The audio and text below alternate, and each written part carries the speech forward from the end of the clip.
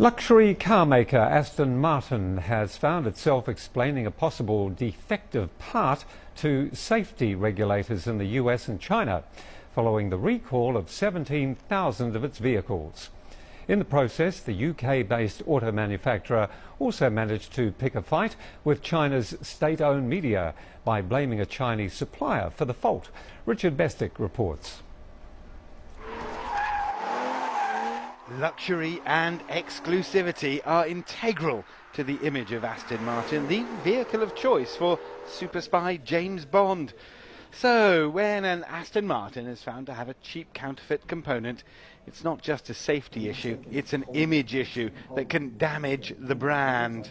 It is a branding disaster because if you have vetted your components and you're a luxury brand like Aston Martin, you should know every aspect of every part that goes into your machine. Aston Martin pinned the blame for the problem, an accelerator pedal's plastic moulding, on a Chinese supplier, Shenzhen Kexiang Mold Tool Company. Trouble is, the boss at the little factory in southern China, Jiang Qiang, said he wasn't even aware that Aston Martin was one of his customers. If I knew I had customers like Aston Martin, I would have gone to America on holiday and not spent them in some village in Guangdong. In an email to China's Global Times, Aston Martin said it had no direct relationship with Shenzhen Kexiang and didn't blame the company for, quote, knowingly using counterfeit material in the moulding of throttle pedal arms. Aston Martin's accusation reportedly angered consumers in China, as well as the influential People's Daily, the government newspaper, with a global circulation between 3 and 4 million.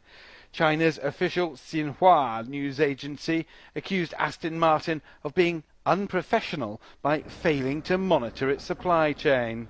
Perhaps not surprisingly, Aston Martin here in the UK is keeping its head down. After all, with more billionaires than any other country in the world outside the United States, China is exactly the kind of market that Aston Martin wants to target to promote its global growth.